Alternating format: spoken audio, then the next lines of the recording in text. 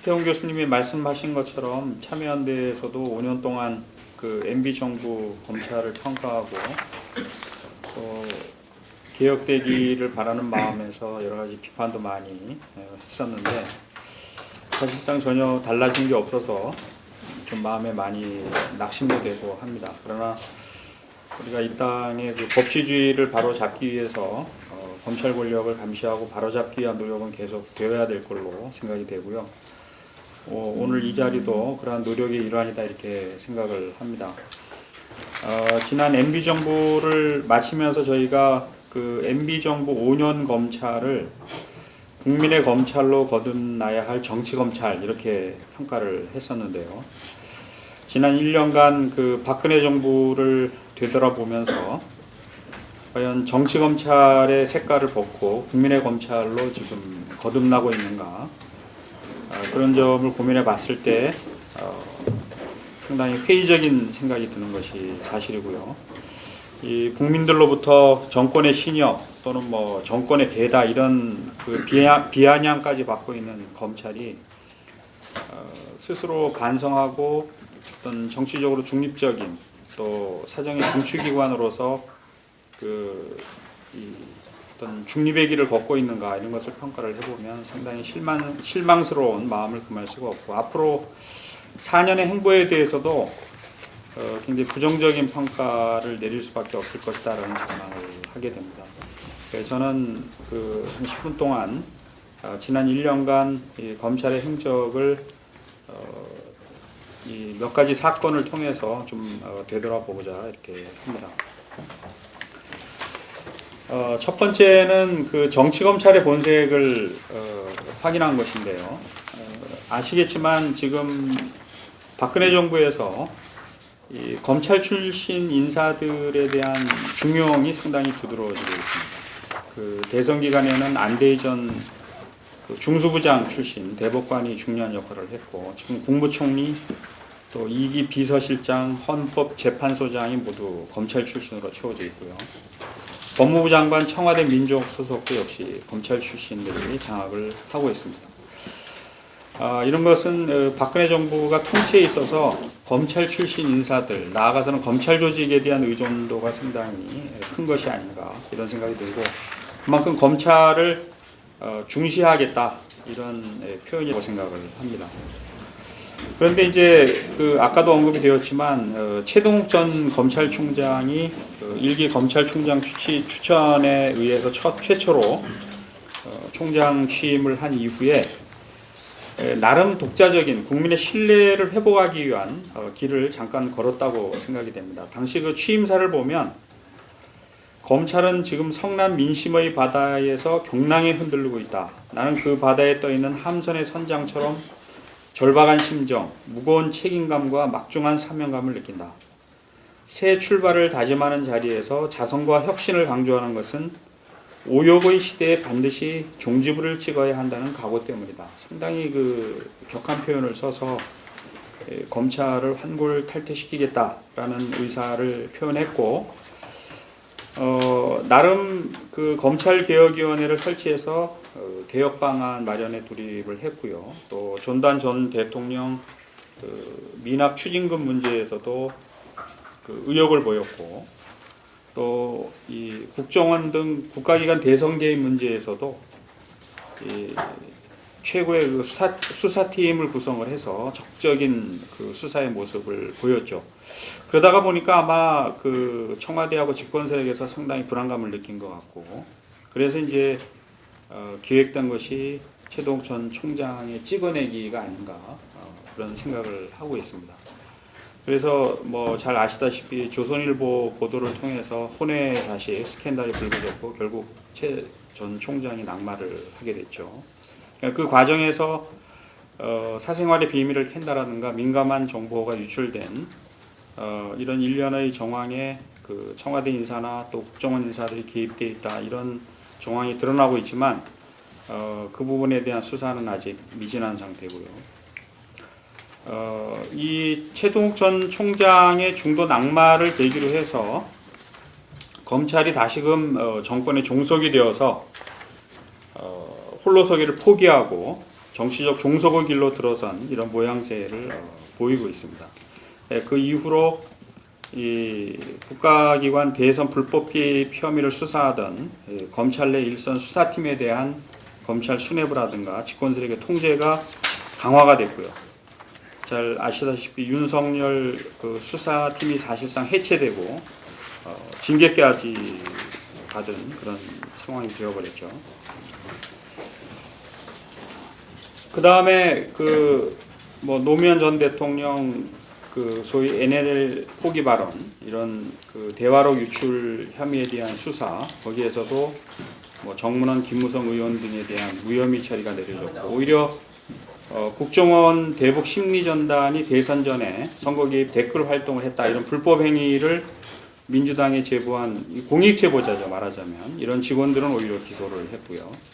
이게 전체적인 제가 여기 소개는 많이 안 했지만 그 일련의 공안 사건 수사를 해나가는 검찰의 그 모습을 보면 이 정부가 야당과 진보 세력을 올가매기 위한 어떤 그 종북 프레임 전략에 적극 협력하는 모양새를 보이고 있는 것이 아닌가 이런 생각이 들고 대표적으로 이석기 의원을 단순 국가보안법 위반이 아니라 형법상 내란 음모죄로 기소를 한다라든가 또 법무부가 나서서 진보당에 대한 그 해산 절차에 돌입한다라든가 이런 것은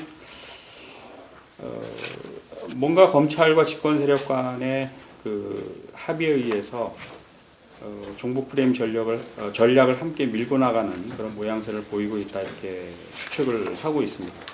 이런 것은 우리 검찰청법이 검찰에게 공익의 대표자라는 지위를 부여하고 국민 전체에 대한 봉사자로서 정치적 중립을 지켜야 된다 이렇게 선언을 하고 있지만 검찰이 이런 영광스러운 자리를 저버리고 스스로 정치적 종속의 길을 걷고 있는 것이 아닌가 이렇게 생각이 되고요. 우리가 최동욱 전 총장 사건에서 볼 수 있다시피 어떻게 보면 정치권의 노골적인 검찰 흔들기에 대한 검찰 내부의 저항도 거의 없었습니다. 변변치 않았죠. 그러니까 검사들도 스스로 그런 기계를 꺾고 법 집행에 임하고 있는 것이 아닌가. 그래서 굉장히 실망스러운 마음을 금할 수가 없습니다. 그 다음에 이제 그 검찰권의 남용 문제인데요. 우리나라 검찰이 수사권, 수사지휘권, 또 독점적 기소권, 독점적 영장 청구권 이런 것을 쥐고 어떤 기관으로부터도 견제받지 않는 어떤 특권적 지위에 있다라는 것은 잘 알고 계실 겁니다. 그런데 이제 이런 지위를 이용해서 과거에 많은 사례에서 억울한 그런 사법 피해자들을 양산해 냈지만 거기에 대한 책임은 지지를 않았죠. 그러니까 이런 권한남용 행태가 현 정부에서도 계속이 되고 있고요. 다른 분들도 상세히 말씀해 주시겠지만 최근 서울시 공무원 간첩 사건에서 증거 조작 의혹의 한 당사자가 검찰이죠. 지금 드러난 상황으로는 국정원이 조작을 하고 검찰이 그 조작된 증거를 알고서도 사용한 것이 아닌가 이런 것이지만 실제 더 수사를 해보면 조작 단계에서 검찰이 깊숙이 개입했을 개연성도 배제할 수 없다 이런 생각이 듭니다. 적어도 공안검찰 쪽에서는 그런 것을 알고서 함께 모의를 한 것이 아닌가 이런 생각이 듭니다. 아까 서 의원님도 얘기를 하셨지만 일본에서도 2010년에 그 검사가 증거를 조작한 사건이 드러나가지고 간부들 담당 검사뿐만이 아니고 차장, 부장도 구속이 되고 검찰 수뇌부가 줄줄이 사표를 내는 그런 사건들이 있었습니다. 그래서 그 사건을 통해서 당시에 견제받지 않는 검사의 권한이 이 민주법치국가에 얼마나 위험한가 이런 것도 일본 사회가 알게 됐고 또 자백에 의존하면서 증거를 조작해서라도 뭔가 유죄 판결을 받아내야 하는 이런 검찰 내 경직된 조직 문화 이런 부분에 대해서 일본 사회가 주목을 하게 돼가지고 어떤 검찰 개혁에 나간 그런 계기가 되었었습니다. 그러니까 우리도 이런 일련의 사태를 지금 검찰이 조사를 하고 있고 오늘 보니까 박근혜 대통령도 최초로 언급이 나왔다고 하는데 특검을 임명을 해서 명명백백하게 사실관계를 밝히고 이 검찰과 국정원을 개혁하는 그런 계기로 삼아야 되는 것이 아닌가 이렇게 생각을 합니다. 또한 최근에 시국 사건에서 사법부에서 무죄 판결이 연이어 나오고 있는데 이것을 기계적으로 검찰이 상고를 해서 이 사법 정의의 실현을 늦추고 또 당사자들의 고통을 더 가중시키는 이런 일들이 계속 벌어지고 있습니다. 과거 검찰권 남용에 대한 잘못을 검찰이 반성을 하고 국민들 앞에 사죄를 해도 부족할 판인데 이런 기계적인 이 상고를 통해서 검찰권을 남용하는 이런 사태에 대해서도 우리가 강한 비판을 할 수 있을 것 같습니다. 그 다음에 이제 검찰 윤리 문제인데요. 지난 MB 정부에서 우리가 너무나 많은 검찰 내 스캔들이 있어서 이 검사 윤리는 땅에 떨어져서 더 이상 내려갈 수 없는 지금 상황에 처해 있죠. 근데 이제 이런 것이 구성원들의 어떤 뼈를 깎는 그 노력을 통해서 회복이 되어야 되는데 전혀 그런 모습을 보이지가 않고 있죠. 이 박근혜 정부 최초 법무부 차관이었던 김학의 씨도 그 성접대 의혹 때문에 낙마를 했고, 비록 검찰이 무혐의 처분을 했지만 그 의혹은 여전히 남아 있는 것으로 생각이 됩니다. 또 최근에 이진환 전 중앙지검 2차장 검사가 여기자들을 성추행한 이런 부분에 대해서도 내부 경고 처분으로 마무리한. 아마 그 이진환 검사가 이 공안 검사하고 평소에 그 정부하고 코드를 맞추기 위해서 많이 노력한 검사이기 때문에 봐준 것이 아닌가 이런 생각을 합니다. 최근에 또 브로커 검사 사건도 벌어지고요. 그래서 저는 이 그 검사의 비리를 오직 검사들만이 손이 될 수 있는 이런 특권적 위치, 특권적 지위를 깨지 않는 한 검사들이 어떤 부패하고 이완된 내부 문화를 다잡는다는 것은 상당히 어려운 일이 아닐까 이렇게 생각이 됩니다. 다음은 그 검찰 개혁 문제인데요. 이 박근혜 대통령도 검찰을 바로 세우겠다 이렇게 약속을 했고, 그래서 이제 그 등장한 것이 특별감찰관 제도와 상설특검 제도 도입, 대검 중수부 폐지, 검찰 수사권의 대폭 축소 이런 것이 이제 핵심 공약으로 제시가 됐었습니다. 근데 대검 중수부는 폐지가 됐죠. 다만 대검 중수부를 폐지하면서 대검에 지검의 그 특수수사를 지휘하고 지원할 수 있는 부서를 여전히 설치를 해서 지검의 특수수사에 대한 지휘 감독권을 여전히 대검이 갖고 있다는 면에서 그 의미가 크게 반감이 되었다 이렇게 생각이 되고요. 특별감찰관 제도도 도입이 됐지만 사실 저는 이거는 검찰개혁하고는 큰 관련이 없는 문제라고 생각이 되고요. 오히려 이 특검에 의한 수사를 회피하기 위한 방어막으로 이런 특별감찰관이 들어온 게 아닌가 이런 생각을 합니다. 그 다음에 이제 상설특검제가 이게 문제인데요. 많이 논의가 된 것이지만 최근에 그 여야간 합의에 의해서 도입된 것은 제도특검입니다. 그래서 법률에는 상설특검제의 어떤 근거만 제시를 해놓고 구체적인 특검의 도입과 발동에 대해서는 이 사건마다 국회가 합의를 해서 도입을 해야 되는 것이기 때문에 더군다나 이제 국회 2분의 1 이상이 그 발동 요건으로 되어 있어서 집권 여당이 동의하지 않으면 상설특검이 활동할 수 없는 이런 상태죠. 국민들이 요구한 것은 정치 권력으로부터 독립된 그리고 상시적으로 이 권력기관의 부패를 감시하고 수사하고 또 기소할 수 있는 이런 기구특검을 원했던 것인데 이런 껍데기뿐인 이런 제도특검으로 그 결론 지어져서 매우 실망스러운 마음을 금할 수가 없습니다. 이 검찰 수사권의 대폭 축소도 저는 옳은 방향이라고 생각을 하고 있습니다. 근데 적어도 수사 단계에서 이제 검경 간에 어느 정도 견제와 균형 관계를 놓을 필요가 있다라는 거죠. 근데 이 부분에 대해서는 결국 12만 경찰관의 표를 얻기 위한 이런 말 그대로 거짓 약속이 아니었나. 이 부분은 애초에 시도도 되지 않았기 때문에 그런 생각이 들고요. 이 검찰 개혁하고 관련해서 전체적으로 보면 아주 작은 범위 내에서 개혁이 이루어졌다라고도 볼 수 있지만 이 정치적으로 어떤 독립성이 확보된 검찰, 또 견제와 균형 관계에서 감시받고 통제받는 이런 검찰 권력을 만들기 위한 실질적인 개혁은 전혀 이루어지지 않았다 이렇게 생각을 합니다.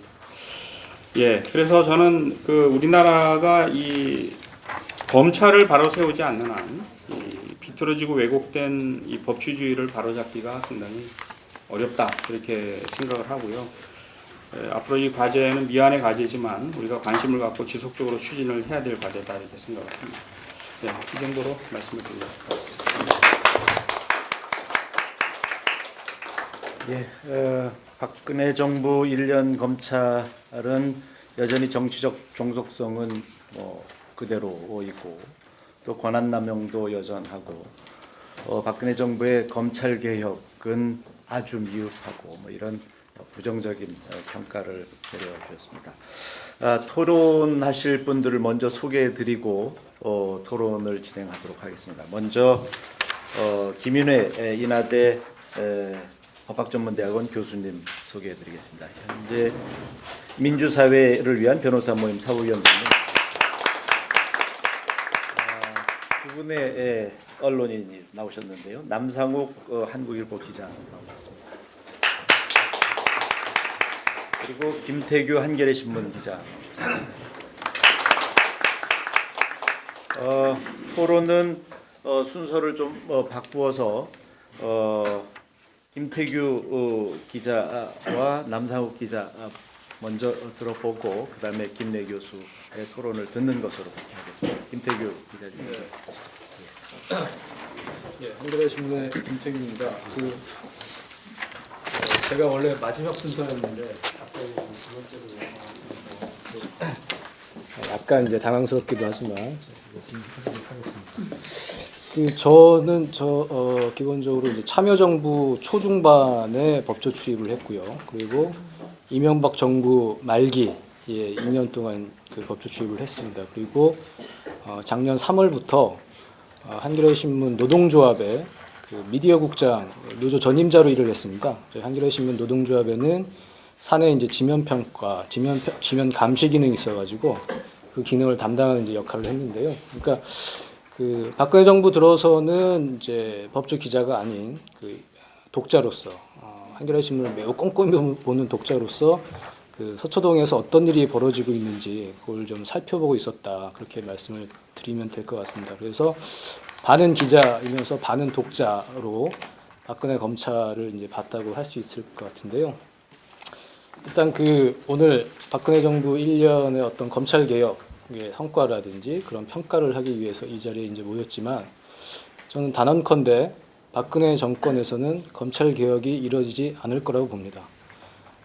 지금 하태훈 선생님께서도 말씀해 주셨지만 박근혜 대통령은 입으로만 정치를 하고 있다. 이제 구치라는 말씀도 해주셨는데 그 2012년 대선 전국에서 검찰개혁 방안을 발표를 했습니다. 박근혜 후보도. 그 내용을 보면 그 문재인 후보와도 별 차이가 없습니다. 그 검찰권의 제한이라든지 뭐 이런 큰 방향에 있어서는 문재인 후보와 별 차이가 없는데도 저는 믿지 않았습니다. 그 공약은 실현되지 않을 거라고 저는 믿었습니다. 그 이유는 그 노무현 대통령만 하더라도 사법 피해자입니다. 그 검찰의 검찰권 행사에 있어 해가지고 옥고도 치르고 이제 이렇게 사법 피해자임에도 불구하고 검찰 개혁에 실패를 했습니다. 그만큼 우리나라 검찰 개혁은 쉬운 일이 아니고요. 그 검찰 조직에 이제 문제도 있고 쉬운 일이 아니기 때문에 그리고 이제 이 한나라당 새누리당 쪽에서는 검찰의 어떤 검찰권 행사로 인해 가지고 크게 그 피해를 본 적이 없습니다. 그러니까 뼈에 사무치는 어떤 원한이 있는 것도 아니고 크게 피해를 본 적이 없기 때문에 검찰이 지금대로만 어떤 정권의 눈치를 보고 그런 식으로만 작동을 한다면 충분히 사용하기에 써먹기에 유리한 그런 조직이기 때문에 저는 새누리당에서 박근혜 후보가 검찰을 개혁한다고 공약을 내놓았을 때 저는 전혀 믿지 않았습니다. 관련해서 제가 재밌는 사례를 하나 좀 말씀을 드리고 싶은데요. 2012년 10월에 검찰 간부와 이제 출입기자, 법조 출입기자 5명이 같이 저녁 식사를 했습니다. 그 식사를 하고 이제 약간 분위기가 조금 건화해지면서 제가 좀 장난기가 발동을 해가지고 이제 대선을 한 2개월 앞둔 시점이었으니까요. 우리 지금 대통령 후보 중에 누구를 지지하는지 한번 얘기를 해보자. 제가 이렇게 한번 제안을 했는데 거기 있던 기자 3명은 문재인 후보를, 그리고 2명은 안철수 후보, 단일화되기 이전이었습니다. 이제 검찰 간부만 박근혜 후보를 지지한다고 했습니다. 그 이유는 박근혜 후보가 검찰을 덜 괴롭힐 것 같아서라고 그 이유였습니다. 이미 그 박근혜 후보도 검찰을 개혁했다고 여러 차례 얘기를 했지만 그럼에도 불구하고 검찰 간부는 박근혜 후보는 우리를 이렇게 괴롭히지 않을 것이라는 걸 누구나 잘 알고 있었던 거죠. 경험적으로. 제가 생각했던 그런 맥락과 아마 비슷할 겁니다. 그런 거를 보면 이제 검찰은 기본적으로 어떤 수사 편의, 자기네들이 갖고 있는 형사소송법상에서의 수사 편의 그리고 우월성, 우월적 권한을 내놓지 않으려는 그런 속성을 본능적으로 갖고 있습니다. 그렇기 때문에 참여정부 때도 검찰 개혁에 실패를 했지만 검찰은 절대로 개혁의 주체가 될 수 없습니다. 그래서 검찰 개혁이 제대로 되려면 강력한 정권이 소신을 가지고 밀어붙이는 수밖에 없다. 그게 이제 제 결론인데요. 그나마 이제 검찰이 개혁할 수 있는 방법이 뭐가 있나를 생각을 해보면 결국 총장입니다. 검찰총장. 검찰은 검찰총장 1인을 정점으로 해가지고 매우 일사불란하게 움직이는 조직이기 때문에 훌륭한 총장이 들어오면은 충분히 검찰 개혁도 가능하다고 볼 수 있습니다. 근데 지금까지 훌륭한 총장 할 만한 사람은 총장을 시키지 않았습니다. 기본적으로 정권은. 그런데 그 불문율이 깨진 게 최동욱 총장이었습니다. 그 최동욱 후보자가 총장이 됐을 때 저는 매우 의아했는데요.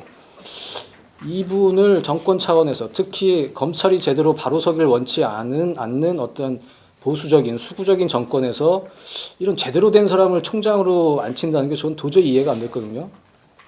네, 취재를 해보니까 당시 그 정권 교체기, 정권 이양기라는 좀 어수선한 상황이었고 원래 박근혜 정권 쪽에서 검찰총장으로 밀었던 사람은 안창호 헌법재판관과 김학의 당시 이제 대전 고검장이었습니다. 근데 처음으로 가동된 검찰총장 추천위원회에서 반란이 일어났죠. 제대로 이 작업을 못한 겁니다. 정권 차원에서. 그래가지고 이미 1차 그 토론 과정에서 안창호 재판관, 김학의 고검장이 다 탈락을 하고 그래서 올라간 게 이제 최동욱, 김진태, 소병철 이 세 분이었습니다. 어찌 보면 그 세 분 크게 나무랄 데 없는 분들입니다. 비교적 박근혜 대통령으로서는 상당히 의도하지 않게 이제 외통수를 맞은 그런 상황이었고 그 중에서도 그나마 병역 문제라든지 지역이라든지 이런 문제에서 그나마 좀 자유롭다고 보이는 최동욱 총장을 이제 원치 않아, 맞득치 않아 하면서도 총장을 임명했습니다. 참으로 정말로 일어날 수 없는 일이 벌어졌다고 생각을 했고 제 개인적으로도 이 최동욱 검찰이 얼마나 잘 갈 수 있을까 상당히 이제 걱정도 많았고 이제 그랬습니다. 근데 아니나 다를까 그 국정원 대선 개입 사건 수사가 이제 바로 있었고 어찌 보면 최동욱 검찰은 박근혜 정권의 영린을 건드린 거였죠. 그게 대단한 일도 아닙니다. 당연히 검사라면 사실 확인을 하고 진상 규명을 하는 게 대단한 일도 아닌데 박근혜 정권은 그걸 이제 참을 수가 없었고 정권을 위협한다고 생각을 하니까 결국은 매우 불법적인 형식으로 최동욱 검찰총장을 찍어냈습니다. 그걸로써 박근혜 정권의 검찰 개혁은 끝입니다. 최동욱 총장은 들어서서 이제 검찰개혁위원회를 구성을 하고 정말로 국민을 위한 검찰이 되겠다는 황골탈퇴하겠다는 여러 각오를 내비쳤죠. 행동으로도 보여줬는데 찍어내기로 이제 떠남으로 해가지고 그걸로써 검찰 개혁은 이제 끝이 났다고 봅니다. 그걸 이제 그 최동욱 검찰을 이어받은 이제 김진태 총장이 취임을 하고 이제 김진태 검찰이 이제 지금 거의 100일 가까이 된 것 같은데요. 그 취약성은 그 여러 군데에서 아주 드러나고 있습니다. 그 가장 대표적인 게 지금 최동욱 총장을 찍어낸 그 부분을 지금 서울중앙지검에서 수사를 하고 있죠. 형사 3부에서 청와대와 국정원 개입 의혹이 매우 이제 명확해 보이는데 청와대 행정관, 총무비서관실의 조호영 행정관이 서초구 국장에게 문자 메시지를 보내가지고 최동욱 총장의 혼외 아들로 지목된 최아무개 군의 개인정보를 좀 열람해달라는 그런 요청을 했습니다. 그건 서초구 국장의 이제 진술인데, 그러면 당연히 수사의 기본은 조호영 행정관에 대한 강제 구인이나 그리고 집과 사무실 압수수색이 필수입니다. 왜냐하면 증거 인멸을 할 수 있기 때문에 빨리 신병을 확보해가지고 당신 누구 지시를 받고 이 일을 했는지 그 윗선은 누구인지 그걸 밝혀내는 게 기본입니다. 수사의 기본인데 검찰은 그렇게 하지 않았습니다. 그래서 조호영 행정관은 자신의 핸드폰을 압수수색이 아니라 임의 제출 형식으로 검찰에 제출했습니다. 그렇게 제출한 조호영 행정관의 핸드폰은 전혀 지금 복원이 안 되고 있다고 합니다. 그걸로 지금 그 최동욱 총장 불법적인 찍어내기 수사는 그걸로 끝입니다. 이게 지금 그 김진태 검찰이 청와대나 어떤 저 정권의 그늘에서 벗어나지 못하고 있다는 대표적인 이제 방증이라고 할 수 있고요. 지금 형사 3부에서 그 사건을 수사하고 하고 있고 형사 6부에서는 그 최동욱 총장의 내연녀로 지목된 이마무개 여인과 관련한 수사가 진행 중인데 형사 3부 사건과는 달리 이 사건은 지금 아까도 말씀하신 것처럼 신성털기식으로 무슨 뭐 산부인과 기록이 발견됐네, 같이 찍은 사진이 발견됐네 이런 식으로 계속 언론에 보도가 되고 있는 거거든요. 이것도 검찰이 제대로 된 상식적인 판단을 하고 있다면 이렇게 두 개의 사건의 속도에 이렇게 차이가 날 것인가? 저는 그렇게 보질 않거든요. 이건 분명히 윗선에 보이지 않는 그 손이 작용을 하고 있다. 그렇기 때문에 김진태 검찰의 취약성을 보여주는 사례다. 지금 그렇게 볼 수가 있겠습니다. 김진태 검찰의 이제 문제점 관련해서 한 가지를 이제 더 말씀을 드리면은 지금 이진한 사건이라고 저는 이제 이름을 이제 붙이겠습니다. 그 이진한 서울중앙지검 이차장 검사가 열기자를 성추행해가지고 크게 문제가 됐죠. 지금 고소까지 된 피고소인 신분입니다. 그럼에도 불구하고 지난 인사에서 감찰에서도 뭐 그냥 경고 처분만 받았고 크게 인사상 불이익을 받지 않았습니다. 윤석열 특별수사팀장이나 그런 분들이 지금 고검으로 날아간 거랑 비교를 해보면 직무상의 어떤 견해 차이를 가지고 뭐 정직을 받았는데요. 윤석열 팀장은 고소까지 된 성추행 피의자가 지금 아무런 지금 불이익을 받지 않는다는 것은 이거는 검찰 인사가 제대로 지금 되고 있는지 이거는 도저히 이해를 할 수가 없는 상황이거든요. 이것도 분명히 김진태 총장 선이 아니라 그 위에서 충분히 컨트롤하고 그렇게 지금 하고 있는 그런 결과가 아닌가. 저는 그래서 김진태 검찰의 취약성을 또 드러내주는 그런 사건이라고 이제 보고요.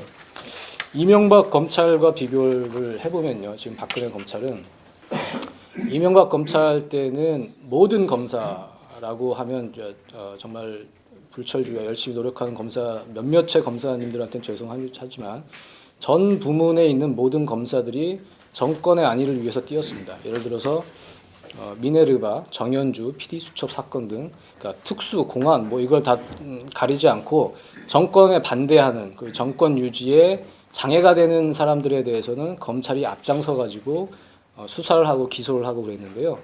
박근혜 검찰에서는 양태가 좀 다른 게 뭐냐면 박근혜 검찰에서는 이른바 종북 프레임을 가지고 공안 검사들이 이 역할을 고스란히 담당을 하고 있습니다. 지금 아까도 말씀해 주셨지만 비서실장, 민정수석 그리고 법무부 장관 다 지금 공안검사 출신이고요. 그리고 지금 법무부 직속으로 설치된 통합진보당에 관련한 위원정당 단체 관련 뭐 대책 TF에 보면 현직 검사가 지금 5명이나 들어가 있습니다. 그러니까 법무부가 주도를 하고 있지만 이것도 공안검사들이 이제 열심히 활동을 하고 있는 그런 활동이라고 보면 되고요. 그리고 지금 계속 재심 사건 관련해 가지고 상소가 이제 남발이 되고 있는데 이것도 뭐 서울고검 공판부나 뭐 이곳에서 하고 있지만 상소를 하기 전에는 항상 검찰 공안부에서 이 부분을 검토를 하고 결론을 내립니다. 그러니까 이것도 결국은 공안 검사들의 작품이라고 할 수 있겠죠. 대표적으로 이제 그 서울시 공무원 간첩 사건, 이거는 공안 검사의 지금 국정원의 이제 잘못이라고도 할 수 있지만, 기본적으로 기소를 하는 기관은 검찰 아니겠습니까? 검찰이 생긴 이유가 수사기관이랑 분리를 시켜가지고 이성적으로 판단을 하고 제대로 기소를 하고 공수유지를 하라고 생긴 게 그게 검찰인데, 그 지금 역할을 탈각을 하고 망각을 하고 지금 이 엄청난 지금 사태에 지금 그 직면을 했다는 게, 어찌 보면 그 검사로서의 사실관계 파악이나 이런 부분보다는 정권과 항상 코드를 맞춰왔고 정권을 위해서 일했던 공안검사의 무능함이 이번 사건에서 아주 극적으로 표출된 게 아닌가, 저는 이제 그런 생각이 들고요. 그런 측면에서 공안검사, 공안부, 검찰 공안부 개혁이 뭐 이번 정권에서는 절대 이루어지지 않겠지만 다음 정권에서라도 반드시 이루어져야 한다, 이런 말씀을 드리고 싶고, 끝으로 마지막으로 한 가지 말씀드리면, 지금 조호영 핸드폰 문제라든지 하여튼 그 최동욱 총장에 대한 불법적인 찍어내기 사건 관련해 가지고 상당히 선수가 만진 그런 흔적이 많습니다. 그 조호영 씨가 처음에 핸드폰 그 조희재 국장한테 그 자료를 요청을 했다고는 하지만, 그 이후에 누구한테 그러면 그걸 요청 받았냐, 그걸 지시를 받았냐고 했을 때 무슨 김장주라는 안전행정부 국장 얘기를 했다가 뭐 신 누구라는 MB 정권의 민정비서관 얘기를 했다가 뭐 이렇게 둘러댔는데, 사실 다시 다 조사를 해보니까 그게 다 거짓말이었거든요. 그 과정에서 지금 그 사건에 엄청나게 지금 혼란을 지금 야기하고 있습니다. 그걸 보면은 뭔가 이 사건을 미궁에 빠뜨리고 청와대를 그 사건에서 어떻게 좀 끈을 끊어버리려는 그런 작업을 지금 누군가 하고 있는 게 아닌가, 큰 그림을 가지고 그런 이제 의심이 드는 상황인데, 저는 지금 그 청와대 민정 라인, 홍경식 민정수석이라든지 그리고 박근혜 대통령의 그 대선 공약에 보면 뭐 이런 부분이 있습니다. 검사의 법무부 및 외부기관 파견 제한, 그리고 법무부 파견기관 통한 정치권 외압 차단, 뭐 이런 공약이 있습니다. 그래서 현직 검사의 청와대 파견에 대해서 원칙적으로 그 부분을 없애겠다고 얘기를 한 걸로 알고 있는데, 지금 청와대에는 현직 검사가 파견이 돼 있습니다. 그게 충분히 예전에도 그랬고, 그 통로가 청와대가 검찰을 제어하고 통제할 수 있는 그런 통로가 될 수 있다는 그 위험이 상당히 많이 제기가 됐었거든요. 근데 지금도 그 부분이 유지되고 있다는 거, 공약과 달리 그 부분을 반드시 우리가 기억을 하고 그 부분도 앞으로는 반드시 좀 개선이 돼야 되겠다, 그 말씀을 마지막으로 드리고 싶습니다. 네.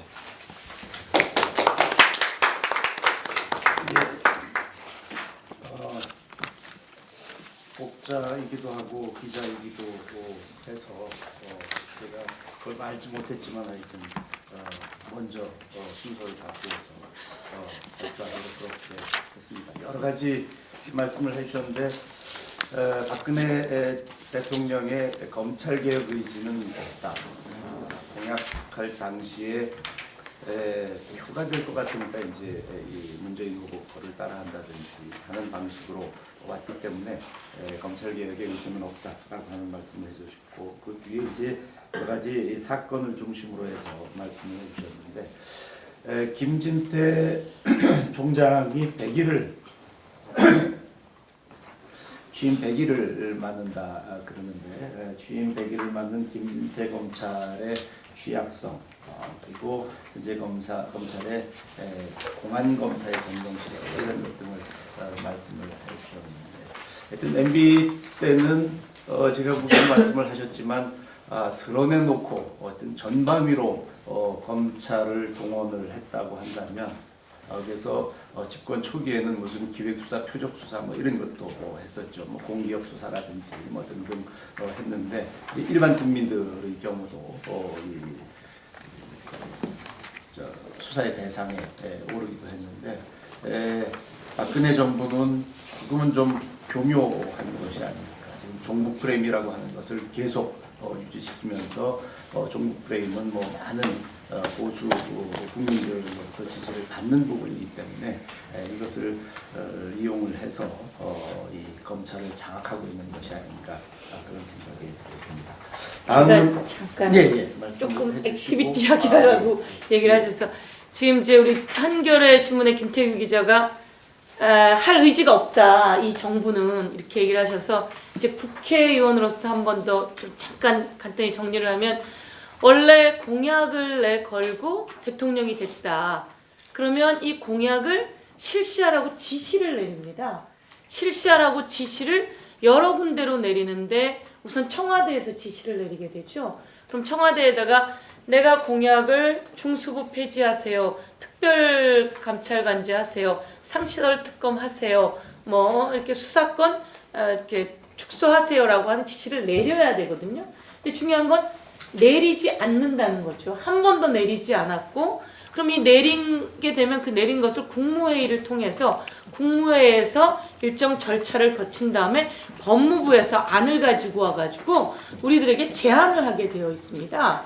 그런데 중요한 건 이 내용에 관련해서 중수부 폐지만 간판을 내렸을 뿐 간판만 치웠어요. 간판만. 그리고 다른 것도 지금 1년 반이 지나가고 있는데 하나도 내려온 게 없다는 거죠. 내려온 게 없고 이제 거기서 저희 법사위에서 예를 들면 특별감찰관제하고 상설특검은 꼭 해야 되겠다라고 해서 추진을 해왔는데요. 새누리당의 모든 의원들은 대통령이 지시를 하면 그 몸이 굳어질 정도로 그 정자세로 그 지시를 받아들이게 돼 있어요. 왜냐하면 박근혜 대통령 유난히 무섭거든요. 여러분이 표정 봐서 아시겠지만 유난히 무서워서 지시를 내려주길 사실 어느 국회의원도 기다리지 않겠어요? 대통령이 날 좋아하는구나, 나에게 이런 얘기를 하는구나 이런 걸 기다리는데 이 특별감찰관제하고 특검, 상설특검 때만 되면 뭐라고 얘기하냐면요. 그 새누리당 의원들이 내가 독립된 헌법기관인데 왜 박근혜 대통령의 그 공약을 따라야 되냐고 이런 식으로 얘기를 하는 거예요. 특별히 특별감찰관제하고 상설특검 다른 거 이야기를 하면 박근혜 대통령이 해외 순방 가는데 껴주기만 기다리면서 쫄래쫄래 쫓아가는 그런 사람들이 실제로 이런 거에서는 왜 내가 그 공약을 들어야 됐냐. 헌법기관이라서 내 소신대로 상설특검은 이건 위헌 소지가 있다. 특별감찰관제? 아니 검사가 왜 감찰을 받느냐 이런 식으로 거의 보호막에 방어막에 막 이런 걸 치고 나가기 때문에 대통령 당사자도 공약을 지켜서 뭐를 지시를 할 생각이 아예 없고요. 그래 보지도 않았을 뿐더러 이거를 지시를 받아야 될 사람도 하지 않고요. 법무부도 자체 개혁안을 만들지 않고요. 그 다음에 국회는 오히려 더 안전망을 쳐줄 정도로 이건 필요 없는 개혁이라든지 아니면 위헌이다라든지 이렇게 얘기를 하는데요. 여기서 이제 제가 드리고 싶은 말씀은 박근혜 후보와 새누리당은 국민을 속인 겁니다. 그리고 국민은 속았습니다. 이거는 김무성 의원이 자기 입으로 얘기했듯이 한쪽은 속였고 한쪽은 속았고 그러면 속인 사람들은 심판을 받아야 하고 속은 사람들은 이제 제자리를 잡아야 하는데 속이는 거짓 정권에 대해서 정확하게 다시 한번 이 자리를 통해서 이야기해야 된다. 그래서 잠시 끼어들기로 했습니다. 죄송합니다.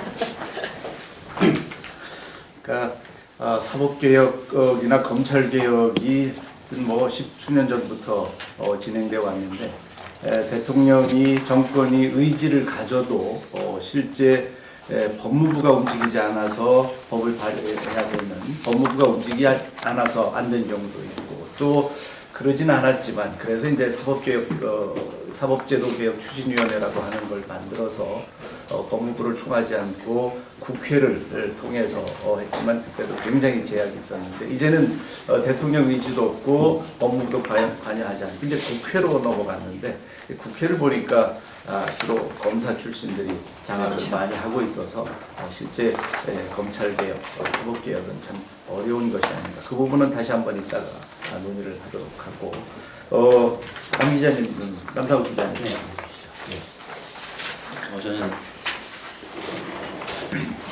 지금 서초동 검찰 출입을 하고 있어서 가장 현장 기자라고 있습니다.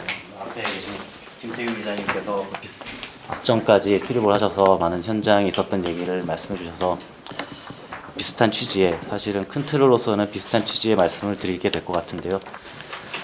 저는 그때 가장 기억이 계속 나고 하는데, 그 2012년도 말에 한창 검찰이 국민으로부터 신뢰성이 떨어지는 일련의 사태들을 겪었을 때, 그때가 기억이 나는데요.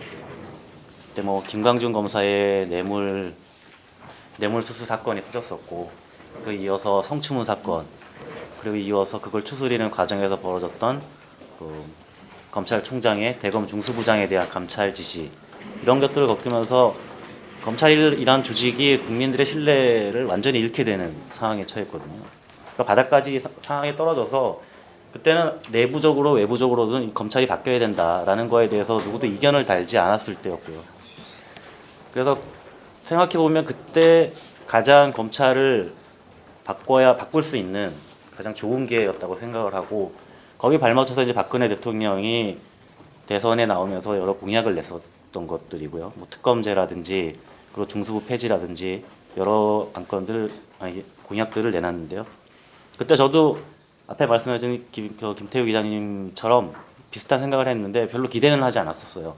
그 나왔던 공약들이 박근혜 대통령만이 어떤 하겠다는 의지를 보여줄 수 있는 독특한 개혁안도 아니었고, 지금까지 사람들이 다 그 전 정권에서부터 하려고 했지만 못했던 개혁들이었고, 그런 것들에 대해서 과연 어떻게 할까라고 했을 때 구체적인 의지 그리고 구체적인 어떤 방안들을 전혀 내놓지 못한 상태에서 급작스럽게 공약을 이렇게 하겠습니다라고 얘기를 했었던 것뿐이었다는 생각이 들었었고요.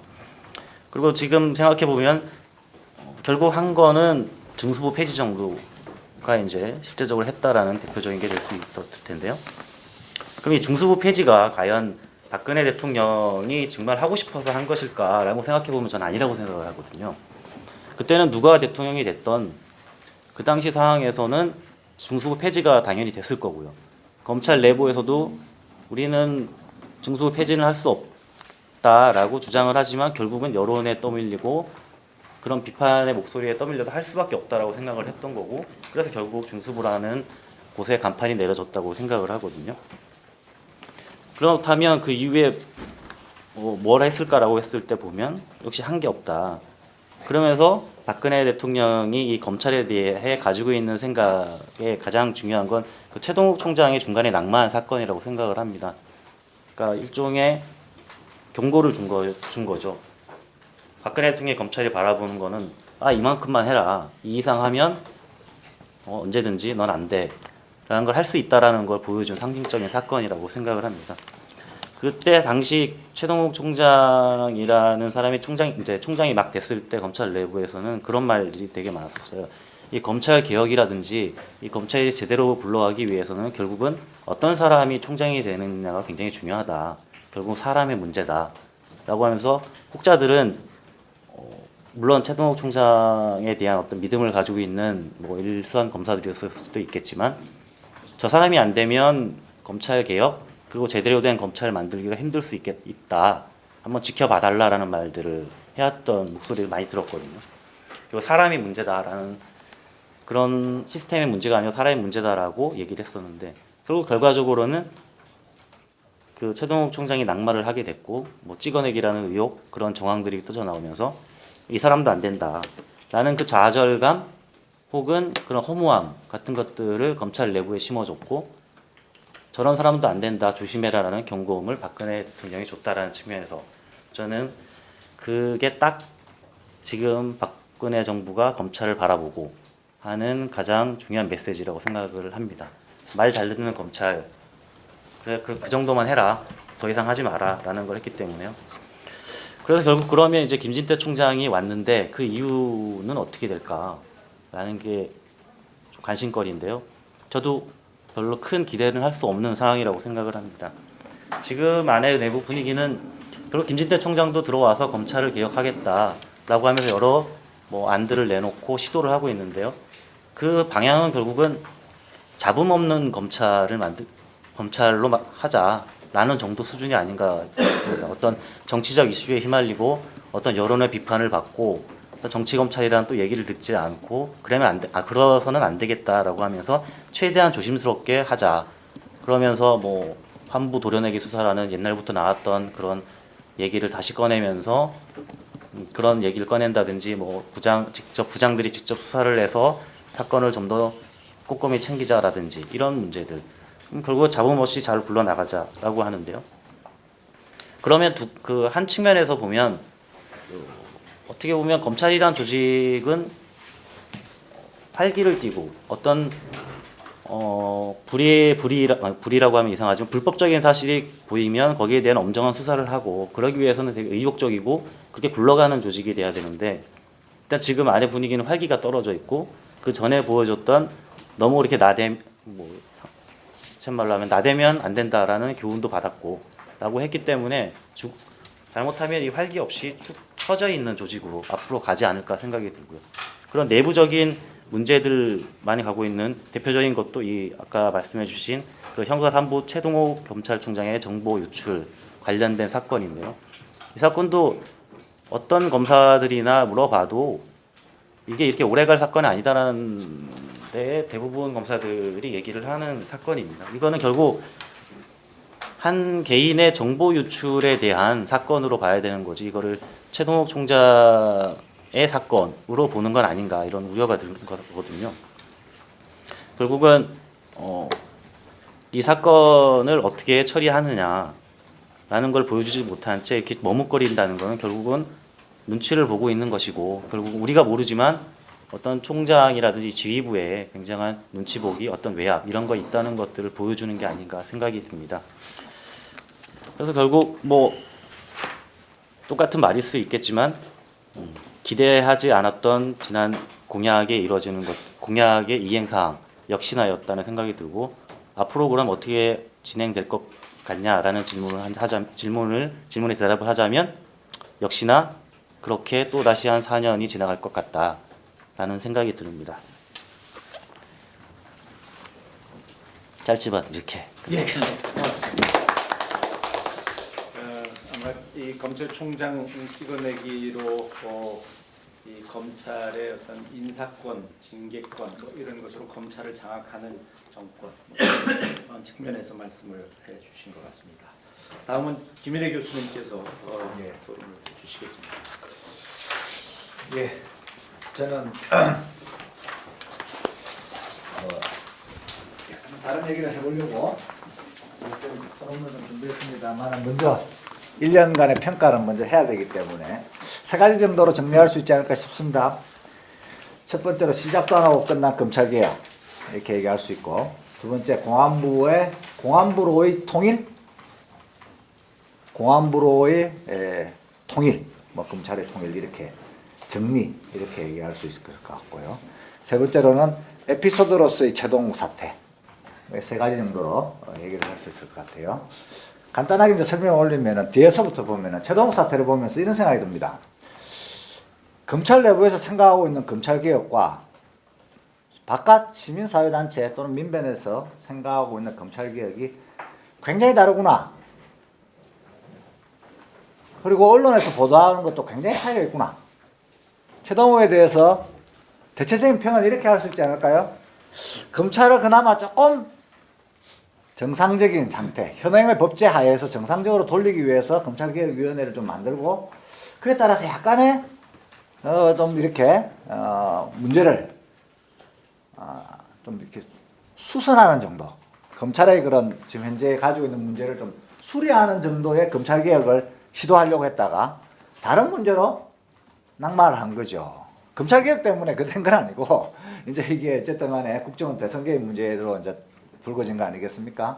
이게 이제 곧바로 두 번째 얘기 드리는 공안부의 통일, 공안부로의 통일로 하고도 연결이 되는데 최동욱 사태를 볼 때는 이분이 만약에 검찰개혁위원회를 구성한 걸 가지고 계속 끌고 갔다면 뭐 하태원 교수님도 검찰개혁위원회 멤버신데 위원장도 그렇고 그래서 검찰개혁위원회를 끌고 갔더라면 어떤 결과가 나왔을까?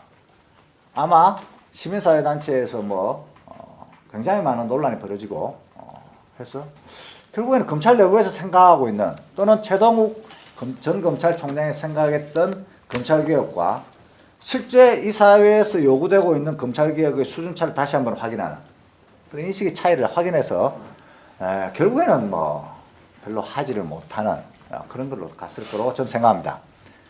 성과도 별로 없을 것일 뿐만 아니라 그 성과를 내기 위해서도 검찰 내부의 힘도 모으기도 좀 힘든 그런 과정이 있다고 생각해서 최동욱의 검찰개혁 방안에 대해서 저는 상당히 높은 평가를 주기가 어렵다 이렇게 생각합니다. 그 얘기는 뭐냐? 검찰 개혁을 위해서는 검찰총장 및 법무부 장관을 포함한 청와대 라인 전부 다가 다 바뀌어져야 된다는 것을 말하고 그것은 결국 정권 교체하고 바로 연계되는 것이죠. 일개 검찰총장이 할 수 있는 일은 크게 없을 거다 이렇게 보여집니다. 두 번째로 공안부의 복귀는 공안부의 통일은 뭐 두 기자님과 서박 교수님께서 많이 얘기를 하셨는데 특히 뭐 종북 프로그램이나 신공안 정치에서 아주 중요한 걸로 보여집니다. 이 공안 통치 끝 판왕으로 등극한 게 소위 말하는 서울시 공무원 국가보안법 위반 사건이라고 볼 수 있지 않겠습니까? 간첩조사 사건이라고 불러도 뭐 손색이 없는 그런 사건인데 끝판왕이라고 할 수 있겠죠.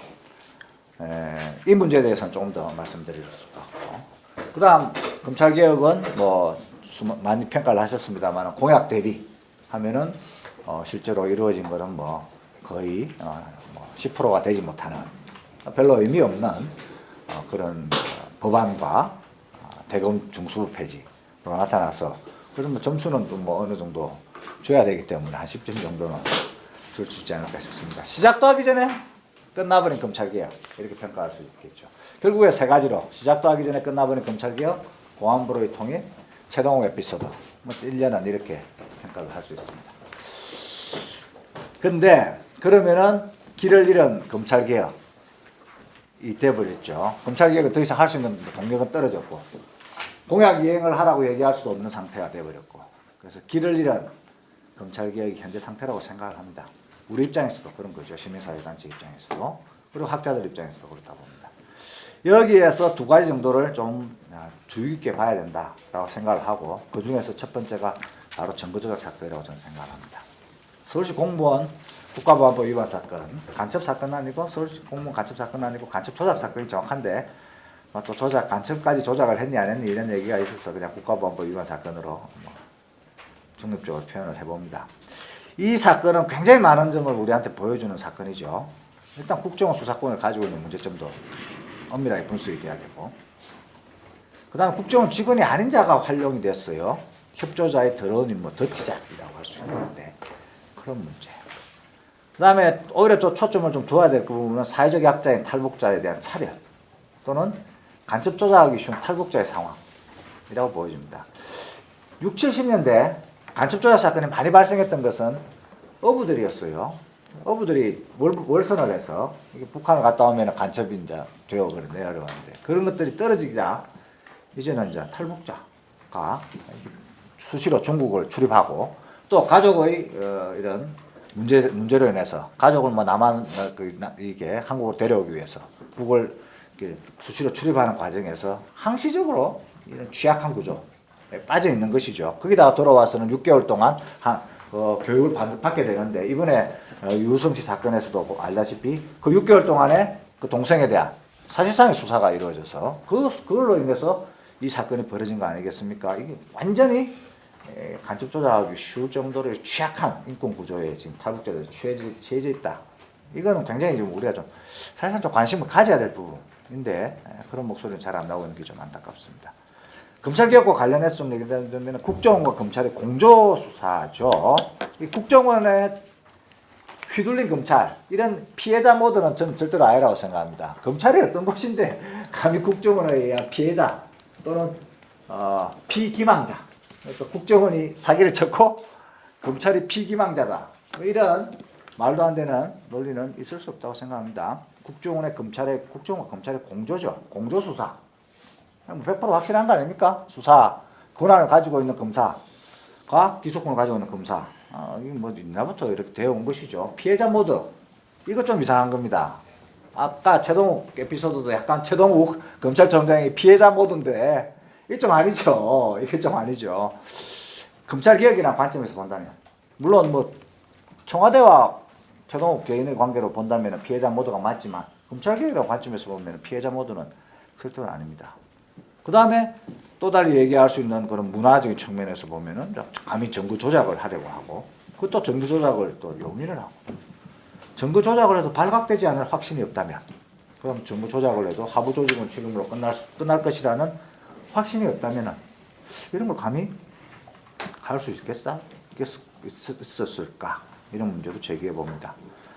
핵심은 정부 조작을 걸러내지 못하는 국정원과 검찰이었다는 거죠. 여기에서 저는 이 수사권과 기소권의 독립 문제를 이번에 좀 강하게 좀 문제 제기를 해볼 필요가 있다고 생각합니다. 국정원의 수사권을 이관하는 걸 전제로 물론 국정원의 수사권을 대공수사권을 주는 것은 곤란합니다. 그래서 국정원의 수사권은 경찰 또는 다른 곳에서 만들어지는 무슨 그런 기관으로 이관하는 걸 전제로 해서 수사권과 기소권을 구분할 필요가 있겠다 싶습니다. 현재의 시스템은 수사와 기소를 같은 기관인 검사가 담당하고 있죠. 이번 사태는 기묘하게 마치 국정원이 수사를 하고 검사가 기소를 담당한 것처럼 외관상 보이지만 실제로는 그리고 실제 권한 배분은 그리고 우리의 시스템은 국정원과 검사의 공조 수사 그리고 공조 기소입니다. 공소 유지입니다.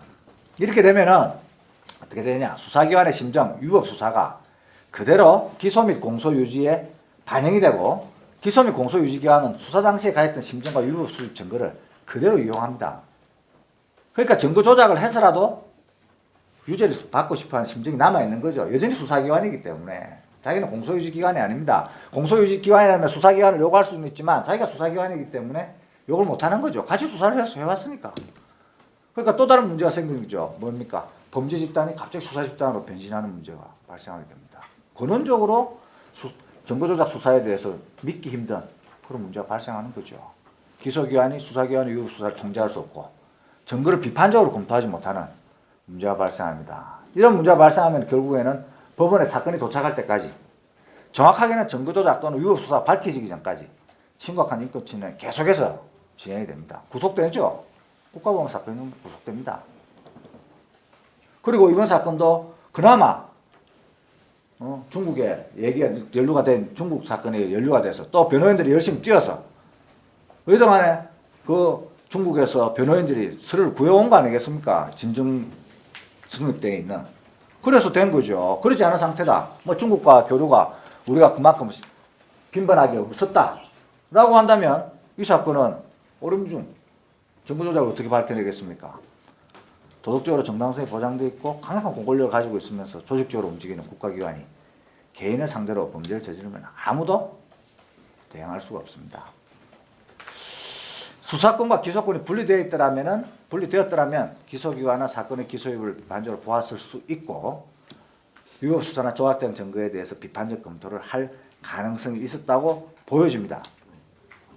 이번 사건은 물론 당연히 특검으로 해야 되겠죠. 이번 사태는 국정원이 검찰을 이용하고 검찰은 국정원을 이용한 관계라고 할 수 있으나 일반적인 검경관계는 검찰이 경찰을 지휘해버리죠. 그래서 현재 상태에는 뭐 이런 것들을 좀 깨는 그런 좀 과감한 발상이 좀 필요하다고 보이죠. 따라서 수사권과 기소권을 분리하는 그런 개혁 방안을 마련하고 그걸 좀 밀어붙이는 그런 문제 제기를 하는 그런 태도가 필요하다고 보여집니다. 입장이. 문제는 외관상 국정원 수사, 검찰 기소라는 이미지가 만들어져 있고 이러한 이미지를 검찰이 수사 과정에서 극대화할 걸로 보여집니다.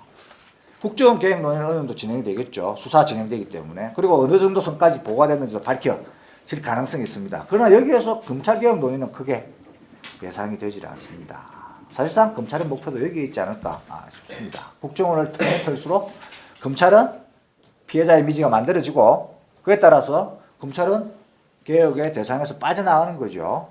이러한 것들은 뭐 결국에는 검찰이 의도하든 의도하지 않았든 검찰 권한의 보존이나 검찰에 대한 통제 배제로 해결될 걸로 보여집니다. 따라서 검찰 수사에 대한 문제점을 좀 지적을 하고 수사권과 기소권의 분리라는 관점에서 문제를 제기를 해야 되고 이것은 검찰개혁의 새로운 동력으로 올라설 가능성이 있다고 보여집니다. 상당히 좀 새로운 측면에서 좀 더 얘기를 해볼 수 있죠. 그리고 이 사건은 아까 말씀드린 대로 공안 부로의 통일 이 사건의 이제 거의 끝판왕 이기 때문에 공안 통치 또는 공안부의 문제를 또 제기할 수 있는 중요한 계기이기 때문에 전력을 다해서 좀 이 사건의 진상을 밝히고 검찰의 문제점, 검찰 공안부의 문제점을 밝히는데 총력을 모아야 된다고 보여집니다. 국회의 논의가 필요한데 그러나 우리나라 국회와 현재 우리 국회와 민주당의 현 상태로서는 굉장한 의문입니다. 의문이에요. 의문. 그게 불가능하지 않을까? 이런 생각이 듭니다. 상설특검에 관해서 말씀드리면 상설특검은 박근혜 대통령의 공약의 핵심이기 때문에 뭐 당연히 평가의 대상에서 벗어나기는 어려울 것 같고 그 상설특검을 평가해보면 평가야 지금까지 발표하신 분이나 또 토론하신 두 분 기자님 것과 거의 뭐 유사합니다. 박근혜 대통령의 공약 수준을 못 미치고 그 당시에 공약 발표할 때 그런 가졌던 강인한 그런 결의 수준에도 못 미치고 민주당의 문재인 대통령 후보 공약에도 한참 부족한 그런 법안이죠. 새누리당의 반대가 결정적인 이유이긴 하지만 민주당의 목표는 뭐였지? 이런 게 의심이 드는 합의 결과입니다. 왜 이렇게 했지? 그렇게 생각합니다. 상설특검 법안으로 사실상 검찰개혁은 끝. 끝.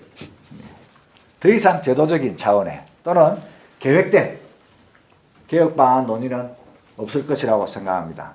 계획된 개혁 방안 논의는 끝. 증거조작 사건 등 단발성 사건은 터져나오겠지만 그것은 끝. 야당 이를 돌파할 역량이나 여지는 없어 보입니다. 그렇다면 마지막으로 뭐 지금까지 드린 말씀을 이렇게 모아본다면 현재의 초점은 증거조작 사건. 사실 증거조작 사건은 검찰의 윤리, 검사의 윤리라고 얘기하기도 좀 곤란합니다. 공무원의 윤리라고 얘기하기도 좀 곤란하죠. 인간으로서는 이렇게 하면 안 됩니다. 인간된 도리죠. 그게 뭐 사람 살면서 남을 속이는 걸 넘어서서 남의 나라 문건을 갖다가 속여서 가져오면은 그게 검사의 윤리 전에 공무원 윤리 전에 사람으로서 해야 될 일이 아니죠. 그런데 그 증거를 잘못해서 요 조작해서 사람이 지금 감옥에 갈 판인데 그것도 간첩으로 대한민국 사회에서 빨갱이로 그것도 북한에서 살기 힘들어서 남쪽으로 넘어온 사람을 간첩으로 만드는데 그 증거가 쓰인다는 걸 뻔히 알면서 그 증거를 조작하고 그 증거를 증거로 내고 뻔히 알면서 증거로 내고 같이 수사했으면서 그거는 공무원 이전에 사람으로서는 그러면 안 됩니다. 사람으로서. 어찌 그럴 수 있습니까? 어떻게 그렇게 잔인할 수가 있어요? 더군다나 더 이상은 얘기 못하겠습니다. 이건 약간 스스로 자체 검열. 예. 그렇습니다. 굉장히 흥분되네요. 정거조작 사건은. 하여튼 그렇습니다. 그래서 근데 제도적인 측면에서 이 정거조작 사건을 좀 본다면은 역시 수사권과 기소권의 분리 문제로 좀 가서 이 국정원에 의해서 국정원과 검찰의 공조수사 그리고 공조된 상태에서 지금 이 공소유지 이걸 깨는 그런 기소권과 수사권과 기소권의 분리 문제를 지속적으로 좀 제기하고 강하게 싸워서 이거를 안건으로 테이블로 올리는 게 중요하다 보여집니다. 영국도 1980년대 중반에 수사권과 기소권 분리 문제가 발생해서 몇 년간 논의를 거쳐가지고 기소청을 경찰에서 분리한 적이 있죠. 이전에는 다 경찰에서 수사도 하고 기소를 했더니 정부조작 사건뿐만 아니라 인권 침해도 발생하고 법원으로 갔더니 무죄 사건이 너무 많이 나오고 이렇게 해서 80년대 한 2, 3년간 위원회를 구성해서 연구한 다음에 기소청을 분리했는데 이것처럼 우리도 이번에 방향은 거꾸로입니다만은 이러한 내용을 좀 더 검찰개혁 관점에서 제기를 할 필요가 있고 국정원의 수사권 문제는 국정원 개혁 관점에서 좀 문제를 제기할 필요가 있습니다. 그리고 마지막으로 이번 사건도 역시 공안 사건의 끝판왕이기 때문에 공안 드라이버에 제동을 건다는 의미에서도 아주 중요한 사건이다 이렇게 말씀드릴 수가 있겠습니다. 이상 약간 흥분해 가면서 토론했습니다. 감사합니다. 네.